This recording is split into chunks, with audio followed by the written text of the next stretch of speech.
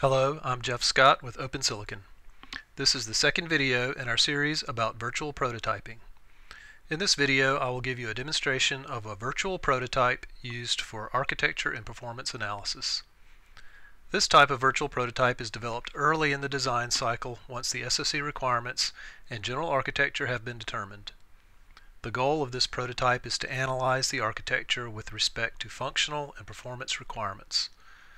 To facilitate this, our model is built using the Carbon SOC Designer, using models from Carbon's IP Exchange. This demo is based on an SOC developed for a home gateway application.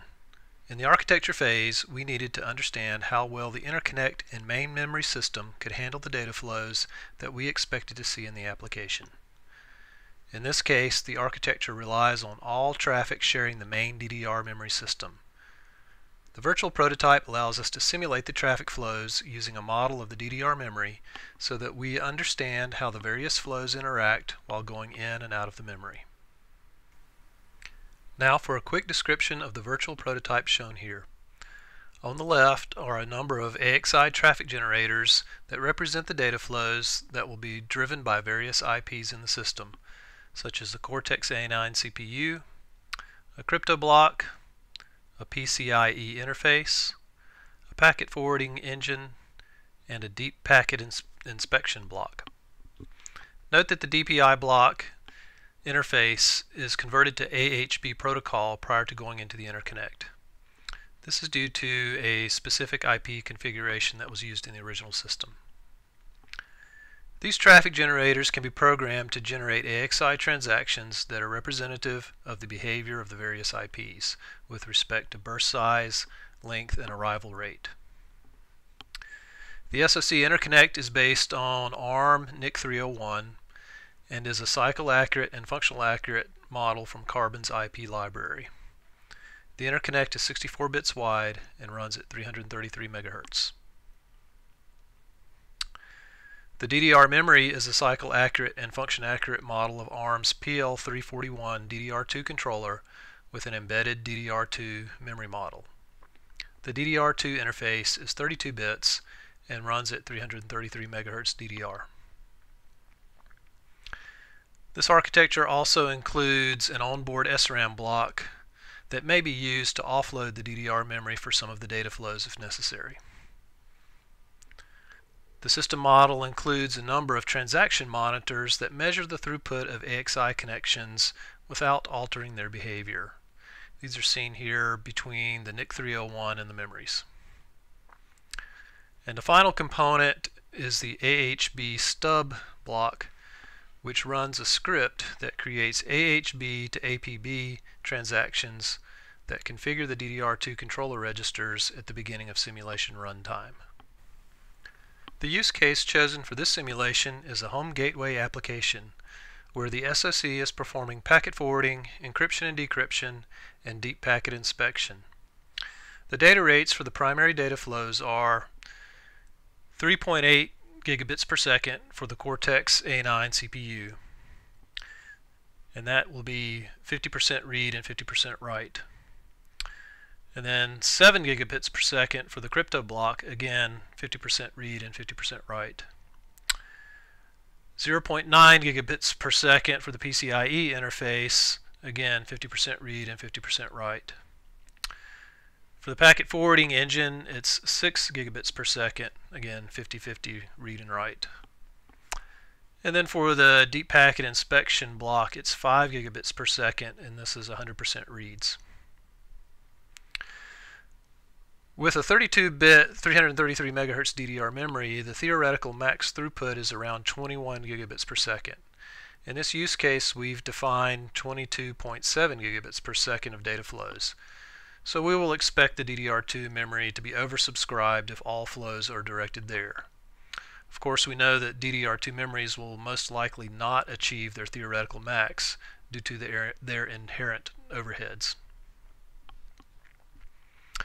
So when running the simulation, we would expect to see that the traffic generators will not be able to achieve the throughputs that they are programmed for.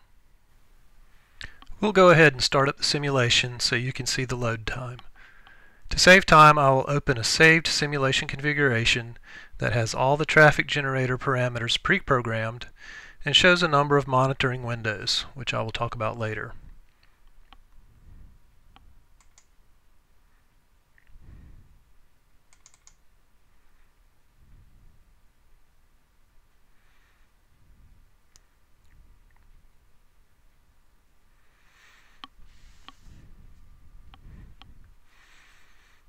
As you can see, a new Carbon SoC Designer simulator window is opening and the simulation is initializing.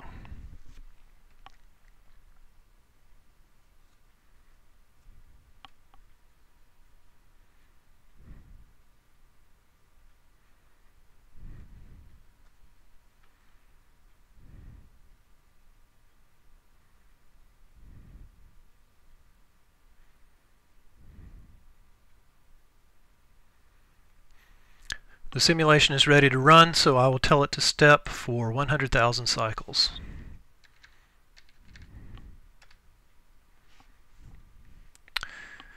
These monitor windows will show a profile or a histogram of the traffic generator's queues.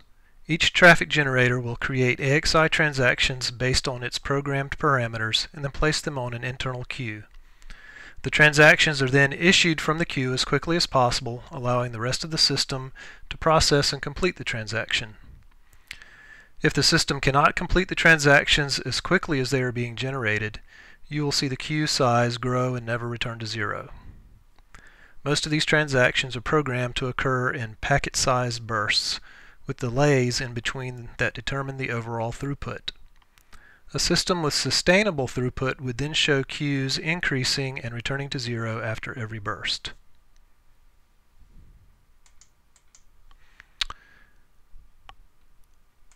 Now that the simulation is completed, I will make all the queues visible in all the windows.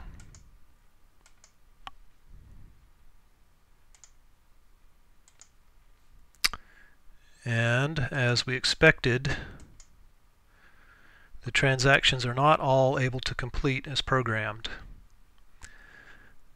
The Cortex-A9 CPU, DPI, and crypto queues are all increasing over time and never return to zero.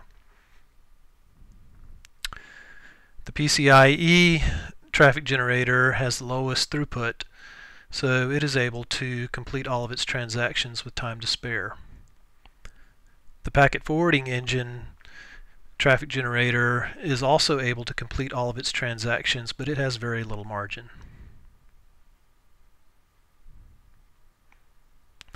We'll make some changes to the parameters of the simulation going forward and try to alleviate some of these issues. In this simulation, we have reprogrammed the traffic generators so that the crypto block writes and the DPI reads are directed towards the onboard SRAM block. This should alleviate some of the congestion in the DDR memory.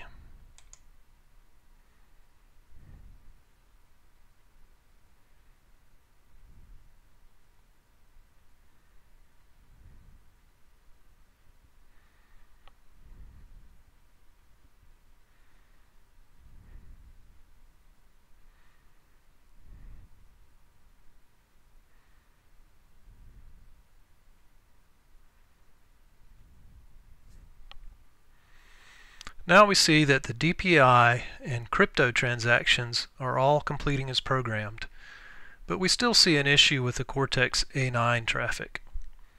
We'll need to try some additional changes to see if we can improve on this result. In this simulation, we redirected the packet forwarding engine writes to the onboard SRAM, in addition to the crypto writes and DPI reads. So we'll simulate this and see what results we get.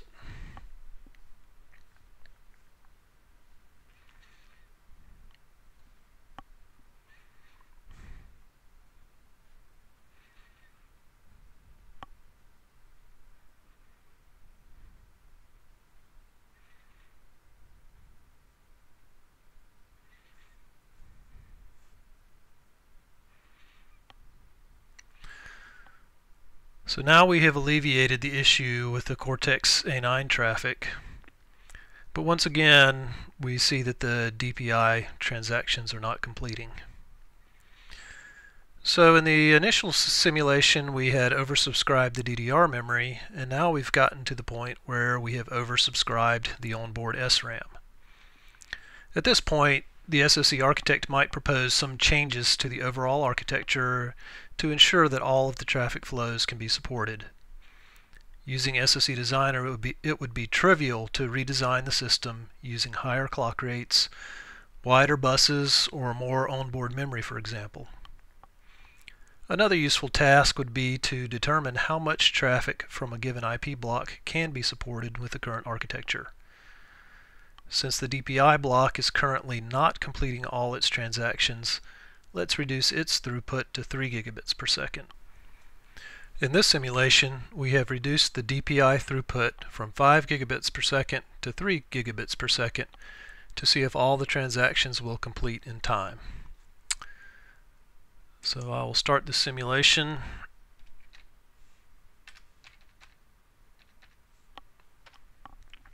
And we'll see what results we get.